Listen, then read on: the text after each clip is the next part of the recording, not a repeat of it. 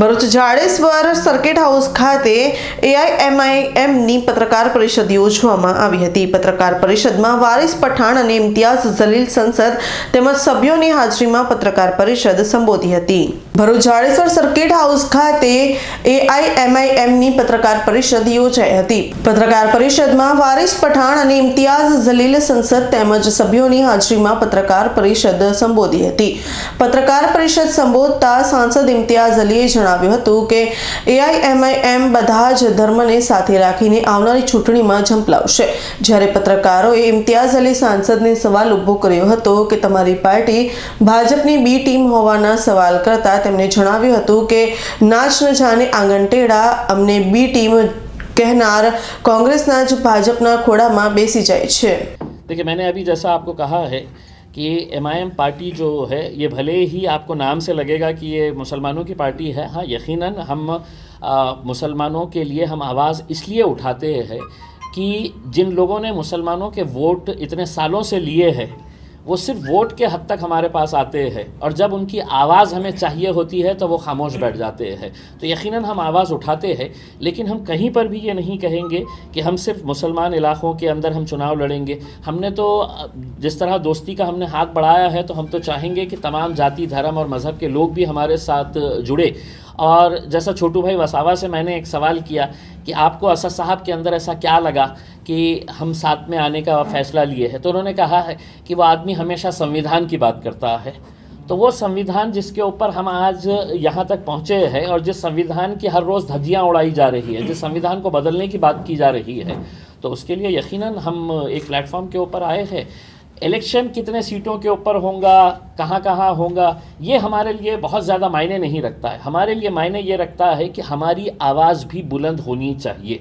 उस इरादे से हम यहाँ पर आए। इलेक्शन के टाइम पे एमआईएम को क्यों बीजेपी का बी पार्ट बताते हैं विपक्ष वाले?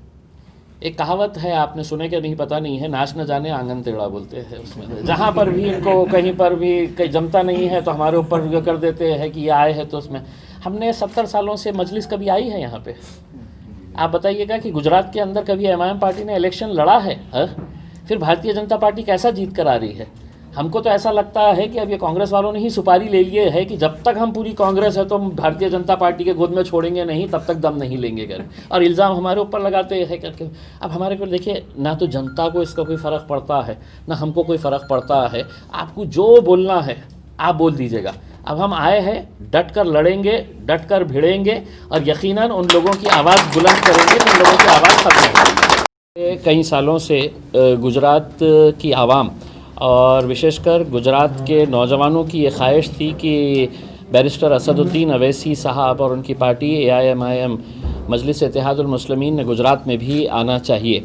हम पिछले कई महीनों से इसके बारे में चर्चा कर रहे थे और इसी दौरान बीटीपी पार्टी के छोटू भाई वसावा साहब का असद साहब के साथ संपर्क हुआ और दोनों ने इस नतीजे के ऊपर पहुँचे कि हमने गुजरात में अलायंस करना चाहिए और अलायंस करके हमने आने वाले चुनाव जो है वो साथ में मिलकर लड़ना चाहिए।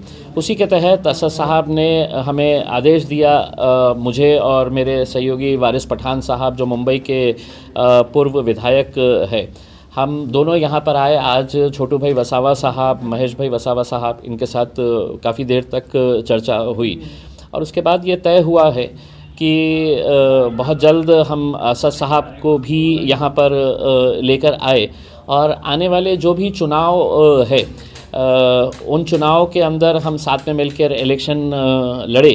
कहाँ कहाँ पर लड़े, किस तरह का आगे की रणनीति होगी, ये हम बहुत छोटे से कार्यकर्ता है पार्टी के। ये जब छोटू भाई वसावा साहब और असदुद्दीन अवैसी साहब जब मिलेंगे, बैठेंगे, बात करेंगे तो आगे की इस बारे में चर्चा होगी। लेकिन हमें खुशी इस बात की है कि जब से ये घोषणा हुई है कि हम एमआईएम पार्टी गुजरात में आ रही है, तो जो हमने लोगों का एक रिस्पांस देखा है कि लोगों के अंदर जो उत्साह हमको देखने को मिला है, वो ही उत्साह है जो आज हमारे को इस बात के ऊपर यकीन दिलाता है कि गुजरात की राजनीति के अंदर एक नया मोड़ आने वाला है।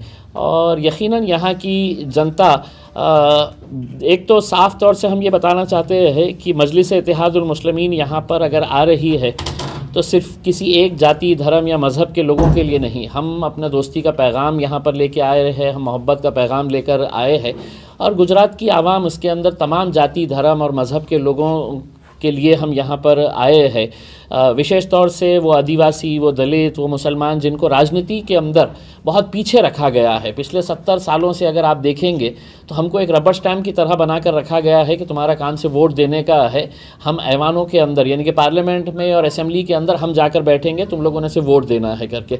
अब हमने ये तय किया है कि नहीं, हमारे बीच में से ही हम ऐसे हमारे लोगों को तैयार करेंगे जो ऐवानों के अंदर भी जाएंगे। और ये इसका एक एग्जाम्पल के तौर के ऊपर आप देखे होंगे कि बिहार के अंदर हमने जब गए वहाँ पर तो हमारे ऊपर आरोप लगाया जाता है, नहीं अब ये गए हैं तो ये ऐसा होगा करके उसमें। लेकिन अब आवाम बहुत होशियार हो चुकी है और हमको पूरा यकीन है कि बैरिस्टर असदुद्दीन अवैसी के पीछे। Bureau report, Bharuch.